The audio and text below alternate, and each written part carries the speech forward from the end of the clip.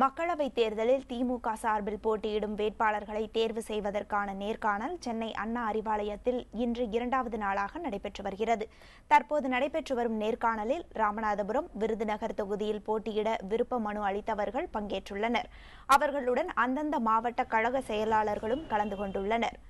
திமுக தலைவர் கருணாநிதி, பொதுச் செயலாளர் அன்பழகன் ஆகியோர் முன்னிலையில் நேர்காணல் நடைபெற்று வருகிறது.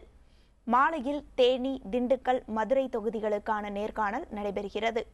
முதல் நாளான நேற்று கன்னியாகுமரி, திருநெல்வேலி, தென்காசி, தூத்துக்குடி ஆகிய 4 தொகுதிகளுக்கு நேர்காணல் நடைபெற்றது.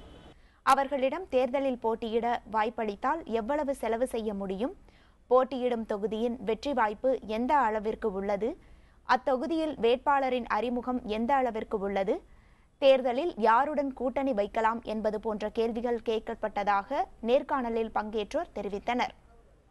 வேட்பாளர்களை தேர்வு செய்வதற்கான நேர்காணல் மார்ச் 3ஆம் தேதி வரை நடைபெறுகிறது. சுமார் 3700 திமுகவினர் தேர்தலில் போட்டியிட விருப்பம் தெரிவித்து மனு தாக்கல் செய்துள்ளனர்.